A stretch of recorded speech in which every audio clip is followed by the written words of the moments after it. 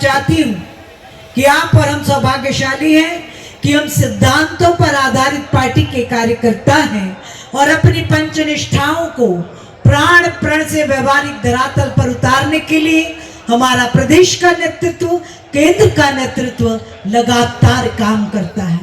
हमने देखा हमारे राष्ट्र नायक मोदी 16 से 18 20 घंटे इस देश का भाग्य और भविष्य बदलने के लिए काम करते, आने वाली पीढ़ियों का भविष्य उज्जवल हो, इस बात के लिए संकल्पित होकर कार्य करते। वक्त है ये साथियों सनातन की आराधना का। एक कविता आप तक पहुंचाती हूं और आपसे प्रार्थना करती हूं उस पर ध्यान देकर अपनी ऊर्जा को 13 मई तक सतत राष्ट्रवाद की दिशा में प्रवाहमान करना और हर बूथ पर 100% मतदान हो, भाजपा के पक्ष में हो। ये हम सब की राष्ट्रीय जिम्मेदारी है, नैतिक जिम्मेदारी है, ये हमारी आध्यात्मिक जिम्मेदारी है। हम असाधारण संस्कृति के जनप्रतिनिधि हैं, हम सनातन के पुजारी हैं साथियों, और हमारे पुरखों ने असीम त्याग तपस्या बलिदान देकर इस संस्कृति का निर्माण किया।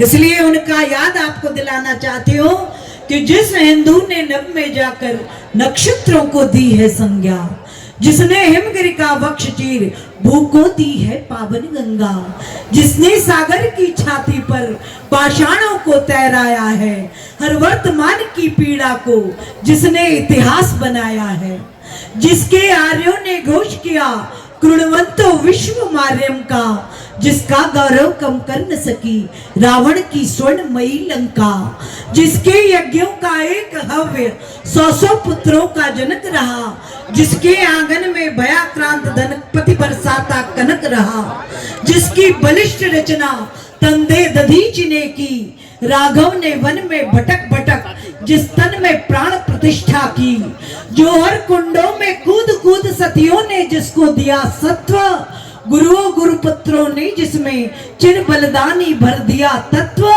वो शाश्वत हिंदू जीवन क्या स्मरण मात्र रह जाएगा, उसकी पावन गंगा का जल क्या नालों में बह जाएगा, उसके गंगाधर शिव शंकर क्या ले समाधि सो जाएंगे, उसके प्रयाग उसके पुष्कर क्या गर्त मात्र रह जाएंगे।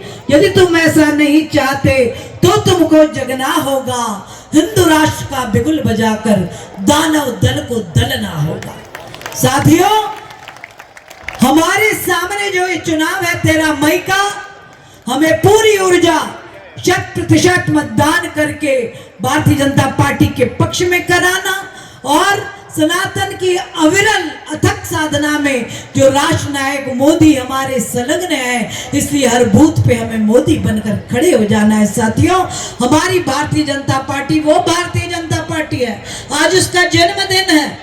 सत्ता अपनी पंचनिष्ठाओं पर प्राण प्रण से खरी उतरे, ऐसा कोई राजनीतिक दल दुनिया में दूसरा नहीं है। साथियों, मैं आपको बस स्मरण कराना चाहती हूँ कि पहली पंचनिष्ठा यदि सांस्कृतिक राष्ट्रवाद है तो हमारे नेतृत्व ने अपना सर्वस्व न्यौछावर कर दिया। बात राम मंदिर की हो, केदारनाथ की हो, काशी विश्वनाथ की हो, महाकाल महादेव की हो, या फिर ज्ञान व्यापी और या अब वाग देवी की हो, सारे के सारे वादों को पूरा करने के लिए भारतीय जनता पार्टी प्राण प्रण से खड़ी है। दूसरी निष्ठा लोकतंत्र, ये पहला राजनीतिक दल है जो जनता के लिए जनता द्वारा शासन, जितनी कल्याणकारी योजनाएं बनाई जनता को बुलाकर उनसे पूछकर बनाई, ये पहला ऐसा शासक दल है जिसने सत्ता का सुख घर घर पहुंचाया। और हमारे दीनदयाल जी श्यामा प्रसाद जी ने जो कहा था कि जब सत्ता में जाओ तो शासक का अभिमान मत पालना, सेवक बनकर सेवा में जुट जाना और राजनीति को समाज परिवर्तन का माध्यम बनाना। हमारे नेताओं ने सैकड़ों जन कल्याणकारी योजनाएं जो अग्रिम वक्ताओं ने आपसे बात की आपको दी।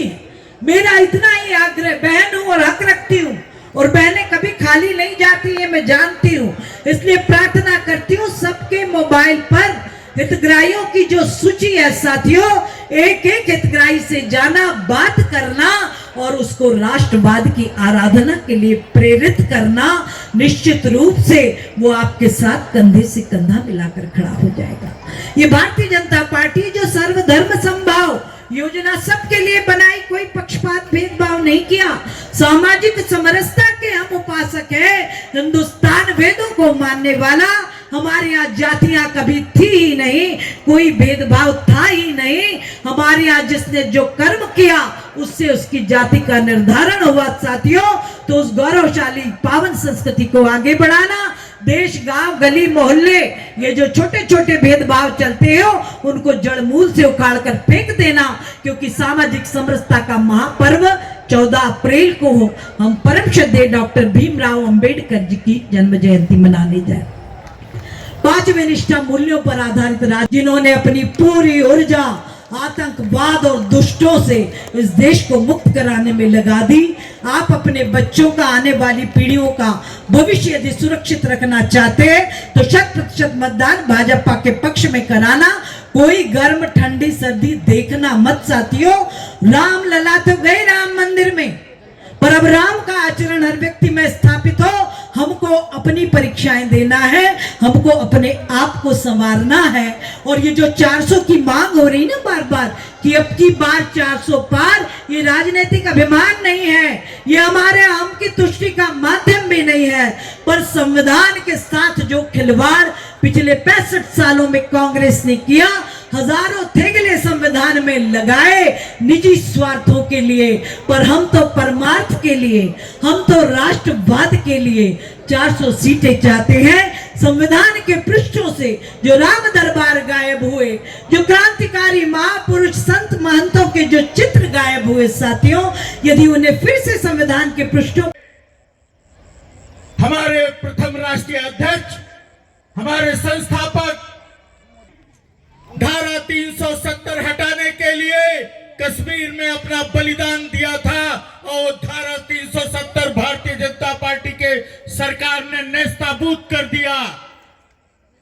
भारतीय जनता पार्टी ने धारा 370 का नामो निशान दुनिया में नहीं रहने दिया। भारतीय जनता पार्टी ने कहा था, वर्षों से जिस संघर्ष को हमने किया, भव्य मंदिर बनाएंगे, बना दिया। हम सब ने दर्शन किया। अभी हमारे प्रत्याशी भारतीय जनता पार्टी के यशस्वी सांसद आदरणीय ज्ञानेश्वर पाटिल जी दर्शन करके आए और बता रहे थे वो मनोहारी दृश्य है वहां का, आप दुनिया भूल जाएंगे।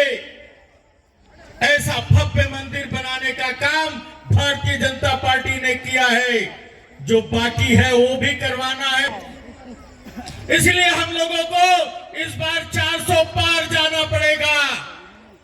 इस बार हर सीट पर हर कार्यकर्ता का, हर नेता का, हर सांसद को एक बड़ी विजय के साथ हम